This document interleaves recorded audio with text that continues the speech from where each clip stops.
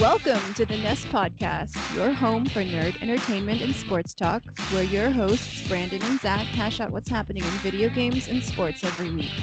Enjoy the show.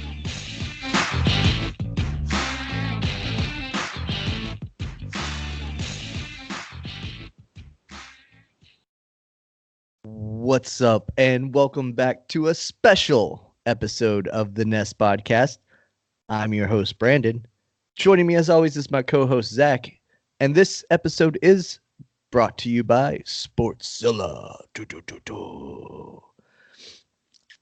And we reached out on this episode to try to bring in our Houston correspondent, Adam Ballesteros from the Bearded Ballesta podcast. But he was unable to make it. He's a college student, and I guess it's exam weeks or something like that at his school. So we'll forgive him this time. Or maybe it's just because the Astros are down 0-2 to the Washington Nationals that he didn't want to come on. I don't know. But I'm kind of sad that he's not able to come on, because I really wanted to ask him what kind of biblical plague is on Houston right now to lead them to lose the first two games at home to what has to be the underdog of the decade. No shit. Somebody needs to make some sort of sacrifice or something and get rid of this curse. I mean, I hate to throw the C word around so lightly, because you see the B on my hat. We know a thing or two about curses in Boston. Yeah. So I don't want to go full on C word on it, but yeah, something's up. And we weren't able to get Adam on, which is unfortunate, because I think he would have been able to maybe talk about some of the downfalls of the team in the World Series, that they're not playing like they usually do. But just before we came on, I learned that maybe something else was going on behind the scenes in the clubhouse that was perhaps distracting the team. You want to expand on that, because you read the article? Yeah, absolutely. Let me just pull it up real quick so I have the dude's name. The Astros have fired assistant general manager Brandon Taubman over what can be described as an outburst at a reporter during some sort of interview after last night's game, I believe. Or no, days ago? The original outburst was after the final game of the ALCS. And what the guy said was, thank God we have Ozuna. Thank fucking God we have Ozuna, or something like that, which was particularly interesting, because in the game that he was saying that after, Ozuna actually gave up a game-tying home run. So it's kind of odd timing for him to say that anyway. Was he being sarcastic? That I'm not sure of, but I do believe that his words were targeted, because one of the female reporters that was trying to get questions or trying to get news material or whatever happened to have a personal relationship with this guy in the past. And I believe that his words were kind of daggers at her, because Ozuna has a history of domestic violence, and she is a victim of domestic violence. So he knew that by praising Ozuna, it would kind of be a tough pill to swallow for her or whatever. Yeah. So he's kind of being a dick. Deserves to get fired, and that could be the distraction that's going on right now with the Houston Astros. Yeah, it definitely could be. When you've got issues at the top, it definitely makes the clubhouse kind of a little on edge, especially going into a World Series. Like if this were mid-July, it'd be one thing, but right, you lose 2 games in a row at home mid-July, no big deal. Yeah, the fans are bummed. They might say that, oh, you guys suck, but they're still going to show up the next day. You lose 2 games to kick off the World Series at home. Yeah. Oof, that's doomsday, end of the world type shit. Yeah, especially when your number 1 and number 2 pitchers were the ones that lost. It's only downhill from here, essentially. Anything can happen. Any sort of comeback is still a possibility, but everyone thought that these first two games, and especially the game one with Garrett Cole pitching, I mean, he's been lights out. Yeah, nobody expected Garrett Cole to give up 5 runs. That was insane. Like we said earlier, before we started recording, the team that is probably the biggest underdog of the decade gave Garrett Cole his first loss since May. Who the hell saw that coming? Give him that one more time. His first loss since May. Yep. This season started at the end of March. Like practically April. Yeah. So a month into the season was the last time he had lost prior to game 1 of the World Series. Yep. Yankees couldn't do it. And the Washington Nationals are the team that advanced in the wild card due to an error. This whole postseason has just been a mind fuck. Like, the Milwaukee Brewers are sitting at home right now, like, what in the actual fuck is going on right now? Because we beat them. We had them beat until the very fucking end of the game. Yep. It's been wild. And same with game 2. Both pitchers got hit on early that time, but Verlander didn't look good.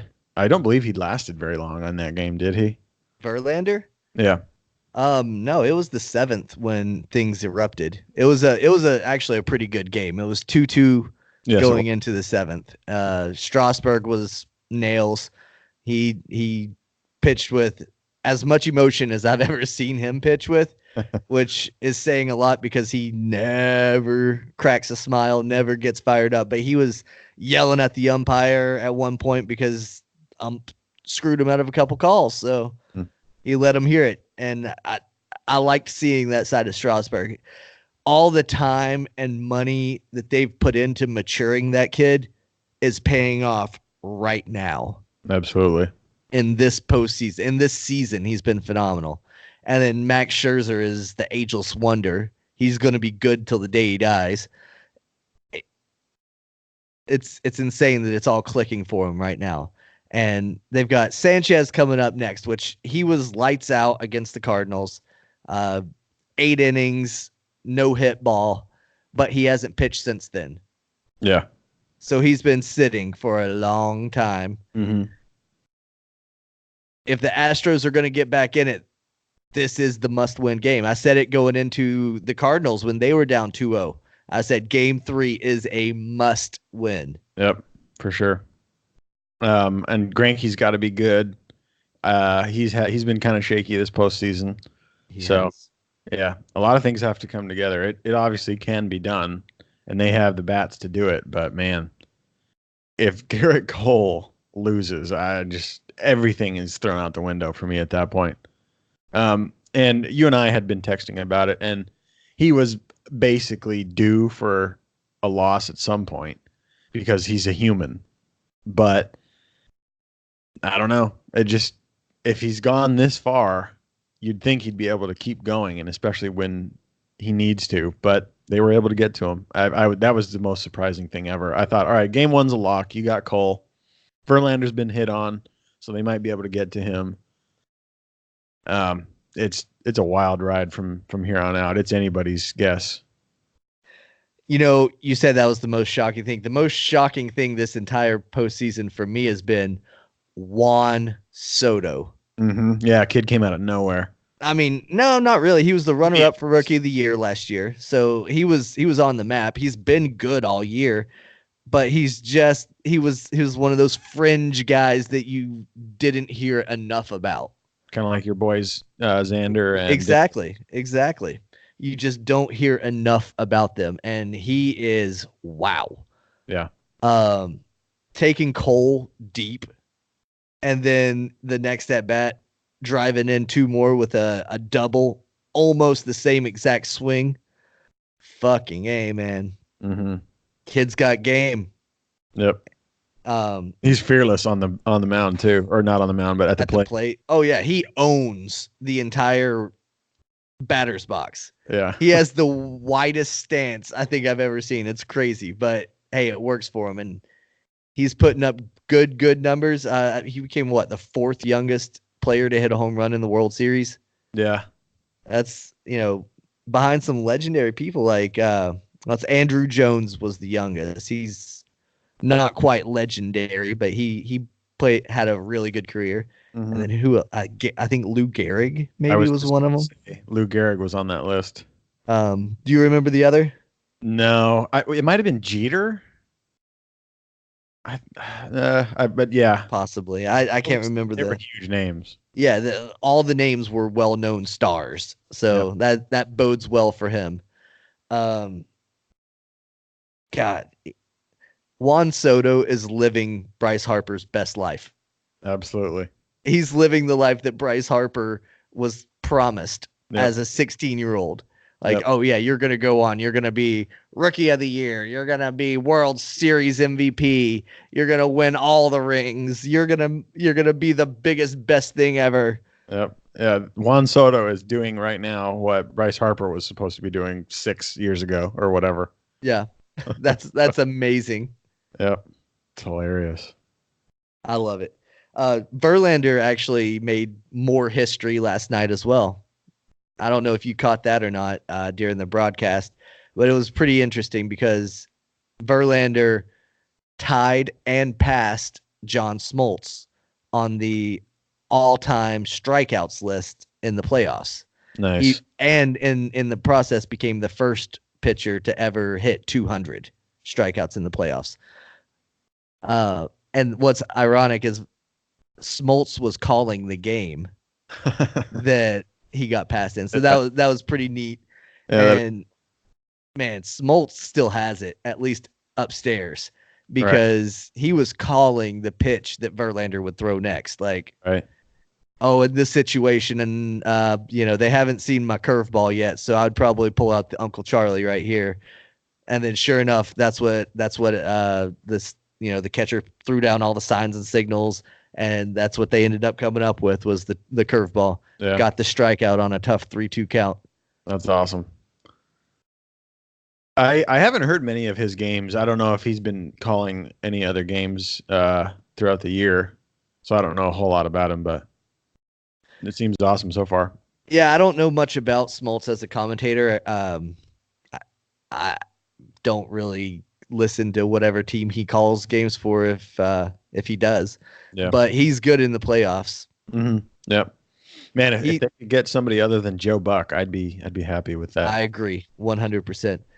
Come to think of it, Smoltz has called a few Red Sox games on Nesson. Yeah, he pitched for the Red Sox towards the end of his career, and he comes back and calls games, just maybe 2 or 3 a year or something like that. Sure. But I don't know if he has a regular home team that he is a broadcast.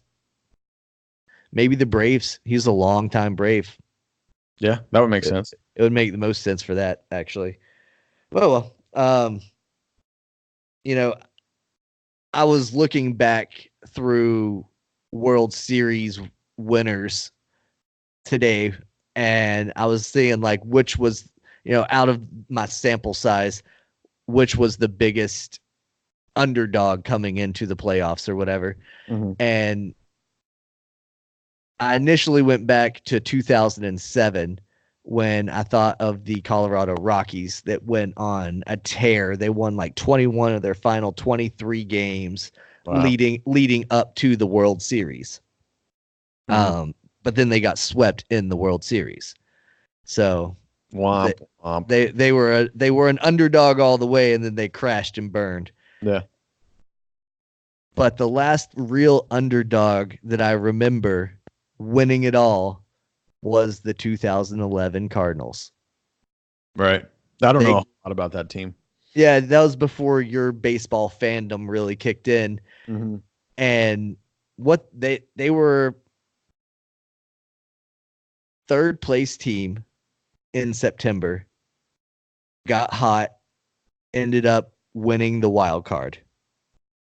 won the wild card division series, went on to win the league championship series. I don't really remember who they played, Mhm. but I remember they breezed through the division series. I think they went to game 6 in the championship series, and then they won the World Series in like 5. Do you know who they played in the World Series? I can't recall off the top of my head. I'm sure you could look it up quickly, Right. but I know that was a Pujols team. Yeah, that That's was when, Pujols, Molina, and Adam Wainwright was on that team. yeah. I think was dude from the A's on that team. What the hell is his name? He recently, this year, he came back to St. Louis for the first time, and he got kind of the same treatment that Pujols got. Piscotty, Yeah, Stephen Scott Piscotty. I don't think so. I think that's after him. He has an interesting story though. does it. He was drafted by the Cardinals, came up in the Cardinals organization, was well liked by everyone in St. Louis, and then his mom got cancer Oh wow. and lived in the Bay Area. He's a Bay Area kid or whatever, and Piscotty went to management and asked to be traded to the A's specifically so that he could be near his mom. Wow. That's And the Cardinals obliged and worked out a deal with the A's that was, mutually beneficial. It wasn't anybody getting screwed or whatever, and that they allowed that to happen basically. that's cool. And his mom recently died. Yeah, but at least he got to spend his Right. or her final years with him. And The I'm sure that that's really significant to him whenever he gets to come to St. Louis, because that has to be a fond feeling or a fond memory of that place, yeah, definitely. That year the Cardinals beat the Rangers. The Rangers. That's right. Adrian Gonzalez's Rangers, I think. I believe he was on that team then. Beltre, Adrian Beltre. Yep. Ian Kinsler was on that team. Oh wow. He won a World Series with us last year with Boston. That's funny. Finally got him a ring, but Nice. it's funny like how some of these guys they end up bouncing around and winning championships. They win 3, 4, 5 championships, and it's like, how the hell did you do that? Yeah. Right place, right time. Yep, exactly. And then you got guys like, Mike Trout that signed lifelong contracts and might not ever win one. Yep. Though he did get a new manager, so that might help him out a little bit. Right. Yeah, I mean if the Angels can make some moves during the off season, then they have a shot. Right. And Joe Madden won the World Series as the manager with the Cubs. So he knows a thing or two about navigating through a postseason at dealing with your bullpen, especially in the National League. He's very good with his bullpen management. I think that's huge when a National League manager or assistant manager, whatever, moves over to the American League where they have a DH and their bullpen doesn't get utilized as heavily. Mm-hmm. I think those guys are the best when it comes to the postseason, because that's whenever a manager really shines with his bullpen management. Yep. And those National League guys have that because they're used to doing it all season long. Right. They have to do it all year, not just in the postseason. Right. So that's another advantage that I see Joe Madden having moving to the Angels. Mm-hmm. I shit on him sometimes, but Shohei Ohtani, that's a piece that's going to be coming back for him this year that, let's see what he can do. I hope that he takes a different approach with Shohei than the previous coaching staff was. They had a weird schedule for him, and it's like he never was able to get locked in. Yeah. Because on the days that he would pitch, he wouldn't hit the day before or the day after. Mm-hmm. So that effectively takes him out of your batting lineup for 3 days in a row. That sucks, because as a hitter, you never get in that good everyday groove that you want to be in as a hitter. I hope they figure something out a little bit differently. And if he keeps having arm problems or elbow problems, scrap him as a pitcher and just use him as a full-time outfielder or DH. Mm-hmm. Yeah. Just forget about him being a dual threat guy. It's just maybe not feasible in today's game when guys are throwing 98 mile per hour fastballs with 93 mile per hour fucking cutters and shit. Yep. Sliders that are breaking 87 feet, you know. Yep. You mentioned the Cubs, and they recently picked somebody up that we know for their manager spot. Right. Former Red Sox World Series champion, Cubs World Series champion, David Ross. Mm-hmm. That's pretty awesome. I've seen him play in person a few times. Yeah. Nice. Yeah. I think he'll do good in Chicago.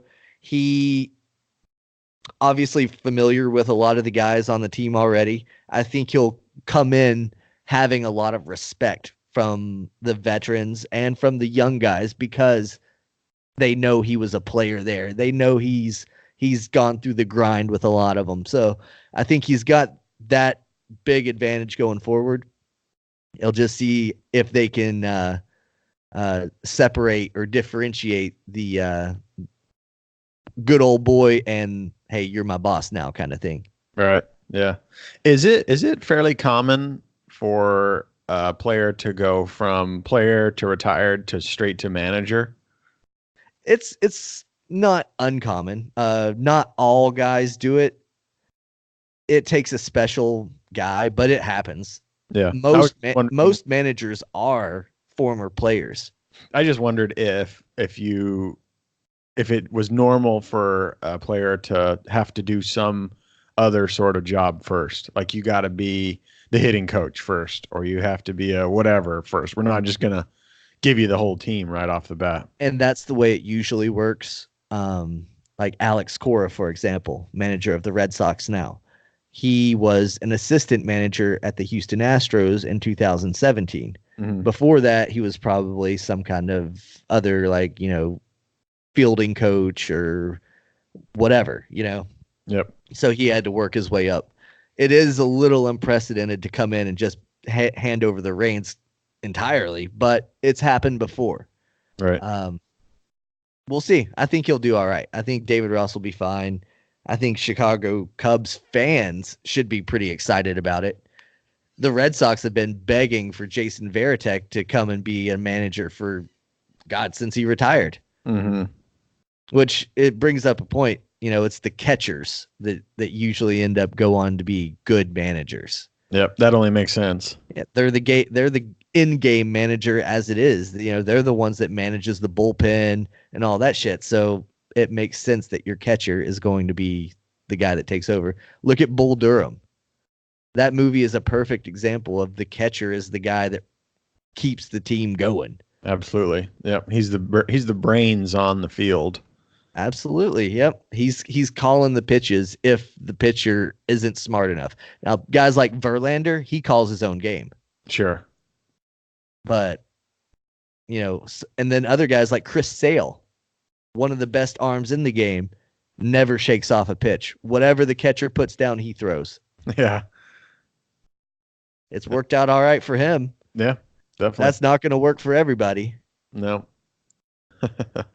Crazy. Imagine if he actually understood the game well enough to call it himself. Oh, like, oh, this is going to be the best pitch to throw you right now. That'd be scary. That's Justin Verlander. That's how he's attacked the game. Mm-hmm. Sure. But maybe Chris just doesn't want to think about it that much, Right. He just wants to focus on throwing a baseball. Yeah. Everybody's different. Everybody has their own approach. Whatever makes him tick. Speaking of Verlander, I saw the Kurt Suzuki homer off of him, and I was just like, that's when we've talked about it before that these balls we think that they're different for the World Series than they have been for the postseason, and that was what really cemented the question in my head. I was like, Kurt Suzuki. Granted, I don't know a whole lot about him, but I would venture to say that he's not one of the Nationals' top hitters. I would say No. probably Anthony Rendon or Juan Soto. Yes. This guy gets a home run off of one of the best pitchers in all of the MLB. Probably a Cy Young, at least candidate this year, if not Cy Young winner this year. I don't know. I'm putting my tinfoil hat on for that. I don't see how that's possible. Granted, it was late and Verlander had been pitching a lot, so Over 100 pitches at that point. But he's gone 130. Yeah, but still, anytime after 100 at the end of a season, at the end of a baseball season, Yeah, he's tired. he's tired. Yep. Kurt Suzuki this season in 280 at bats, which is about half a season. He's hit 17 home runs with 63 RBIs. So he's not bad hit in that department, at least. He's a career 131 homers. And he's old, though. He's 36 years old. Yeah, I figured he was old. He looked kind of old. He's a catcher, though. Yeah. Like, he's been around for a while. The 17 homers might be an indicator that the ball's been a little juiced all season, but I don't think it's unthinkable that he could hit a home run in that moment. And to go ahead and make you take that tinfoil hat off, name other notable home runs, other guys that have hit mammoth home runs that you don't normally expect. Yeah, that's fair. You've got Soto that hit a big bomb. That's kind of normal for him. You got Bregman that hit a big bomb. That's what he does. The rest has been small ball for the most part. Yeah, that's true. Bloop singles, doubles, walks, driving up pitch counts. That's Altuve's game, is to hit a single or a double, really. Yeah, so. I mean, he was out of his mind in the ALCS cranking homers, but yeah, he's not known to be a big home run threat. He'll pop them over every 28, 30 times a year, but it's not going to be leading the league. Yeah, sure. But I'd hate to see, and we'll never know, obviously, but I'd hate to see it where the ball was changed. I think that would really piss me off, because if the Cardinals' loss is in part due to some sort of ball change, I think that's pretty fucked up.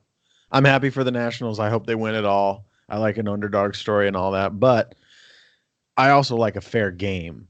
You know what I mean? People kind of got used to whatever was going on this year. I don't know if it was ball or whatever. Everyone has their thoughts, but if there was a change, I think that's a completely fucked up thing to do on the MLB's part, especially in the postseason when it matters.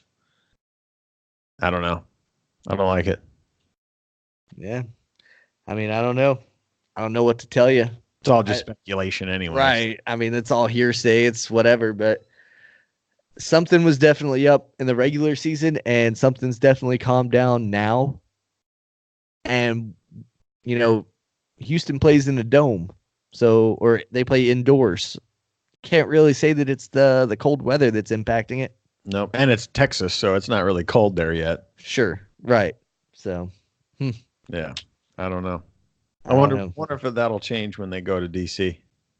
It will definitely be cooler there. Yeah. We were talking about catchers, and then you brought up Kurt Suzuki. There you go. Talk today. Yeah. He's also a catcher. Another catcher became a manager of the Phillies. Joe Girardi, former Yankees skipper, also former catcher, took over the reins in Philadelphia. I think he'll be okay there. Won a World Series in New York, handled big personalities like A-Rod and stuff like that when he was there. So I think dealing with Bryce Harper won't be that big of an issue with him. And I think the one who really stands to benefit the most in this is JT Realmuto. Mm-hmm. Because now he's got a manager that played his position. Yeah. Yeah, he can really hone his skills. He's already a good player. He's already the best catcher in the game. So yeah, he's got nothing but success and coming in. I don't think Gabe Kapler had the personality to handle the personalities, Yeah. if that makes sense. So Yep. um so that's a lot of new guys that just filled jobs, but there are a lot of teams still don't have a manager, which I'm sure they'll fill up as the off season goes on. You know, it's not the World Series is only halfway over, you know. Yeah. So they've still got tons of time before next March, but they'll fill up. The Giants will still be looking for a team after Bruce Bochy retired. Good luck with that. You're inheriting a total rebuild with aging stars with mega contracts. Yep. Yeah, it's going to be a long while before they're competitive. I can't even name one of their batters that's notable. Well, I know Panda plays there. Fucking Pablo Sandoval. Mm. I know he's there, and the Red Sox are still paying him. That's crazy. It's fucking ridiculous. Yeah. Baseball, right? Right.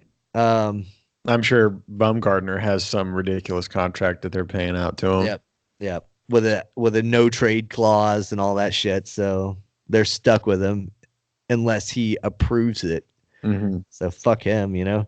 The Royals job is open. Ned Yost got fired. So that's a job, small market team. They sold off all their World Series pieces from 2015. I don't know, maybe Mickey Callaway, the guy that got fired from the Mets. He might be a good fit there. Could be. But young manager, he needs more time to just add to his managerial resume and to see if he can piece stuff together. And right. Kansas City's a team that's going to have to piece stuff together. Yeah, absolutely. And I mentioned the Mets. They fired Mickey, so they're looking for somebody too. But right there, that's the job I want if I'm a manager seeking a job. Now that the Cubs are out of the picture and the Angels are gone, if the Dodgers job doesn't free up, I want to go to the Mets. Yeah, I don't blame you. They've got the trio of pitchers up there in Syndergaard and DeGrom and oh fuck, I always forget this fucker's name that played for Toronto. I didn't know they had three good pitchers. I only knew. They got him in the trade at the trade deadline, and I blanked on his name then too.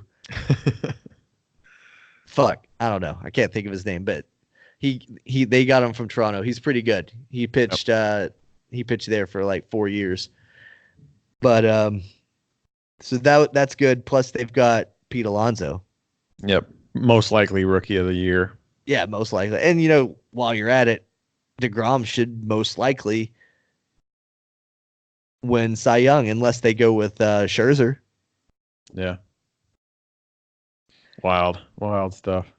So talking about Marcus Stroman. That's it. There you go. Thank you for looking that up. Mm-hmm. That was gonna kill me, but I definitely agree with you. That's a team that has a bright future for sure. They've got, like we always kind of harp on, you got to have both sides of the ball. You got to have good hitters and you have to have good pitchers, and they have both sides of the ball covered. So they've got a really good infielder. I can't remember if he's third base or shortstop, but I'm drawing a blank on his name too. I don't watch a lot of Mets baseball, if you can't tell, but shortstop looks like it's Rosario. Yep, that's him, Ahmed Rosario. Cool. Yeah, so they've got a pretty good young team, and that's where I would want to go. And they've got a couple good managers still out there that are looking for a home. So I'm sure New York's looking. Ned Yost that was previously at the Royals was the manager for that World Series team, and then Buck Showalter is looking for a job. Yep. I think if go ahead. That's two right there. Yeah. I think if Dave Roberts keeps his job at LA, that's a bad call. Yeah, you think so? I mean, they've been how many times now and lost in recent history? At least what, 3? Well, they made it to the World Series twice in a row and lost. Mm-hmm. Made it to the playoffs this year, and they had won the division something like 7 or 8, maybe 9 times in a row, something. So, And they don't have a hard division, so that should be a cakewalk anyway. right. Their division is basically the AFC East of baseball.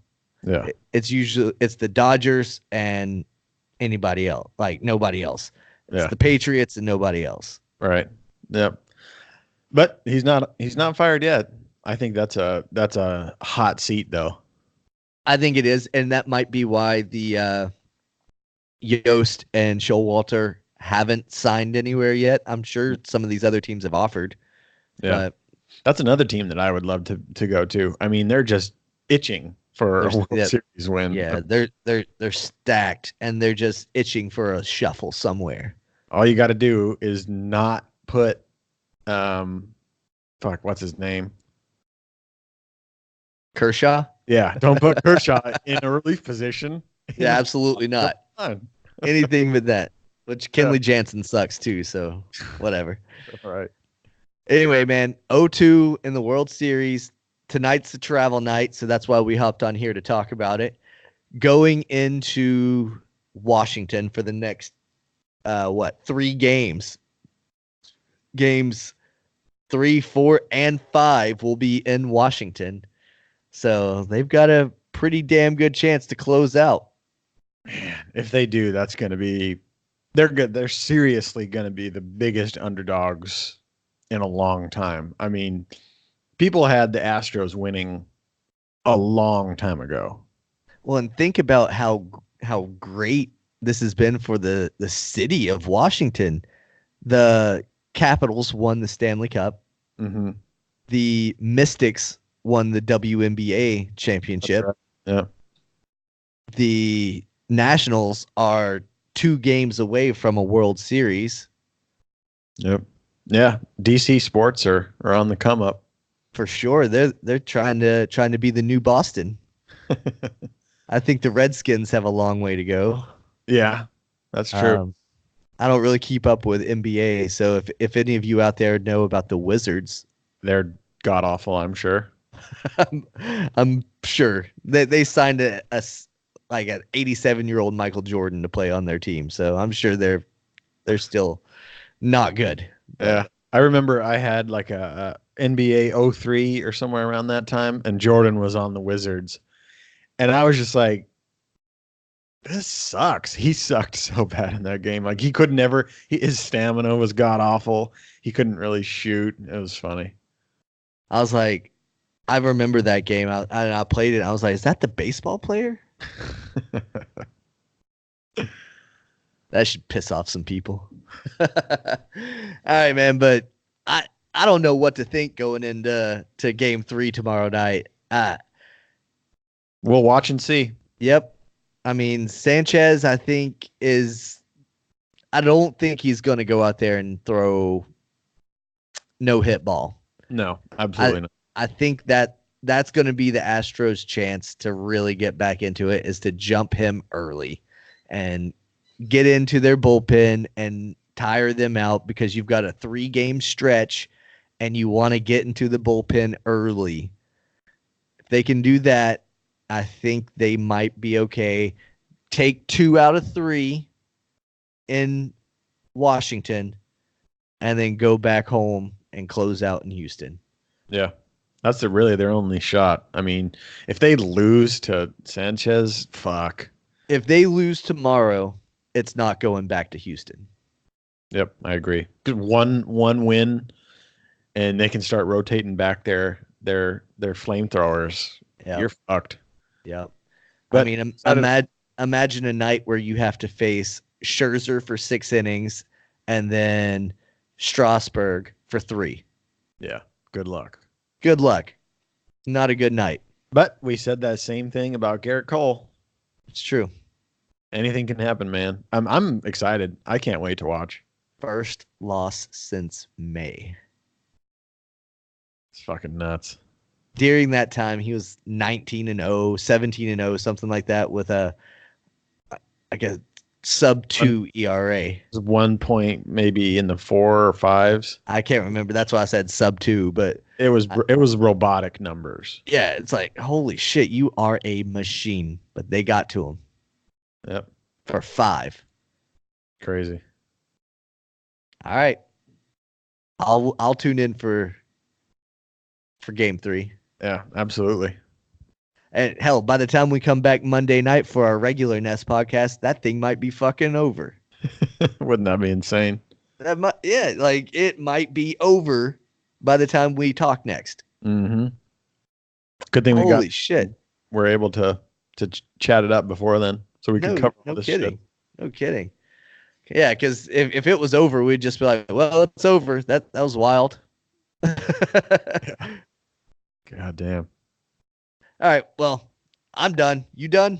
I'm good. All right. Thanks for listening, guys. Hope you guys enjoyed. And this might be our last baseball episode of the season. Oh. I think we can do like a recap or something with somebody. Yeah, we'll squeeze one in somehow. Yeah, we got to do something. All right, cool. All right. Well, all right. Peace. Stay connected with Brandon and Zach on Facebook and Instagram at the Nest Podcast. And tune in next week for a brand new episode. And thanks for listening.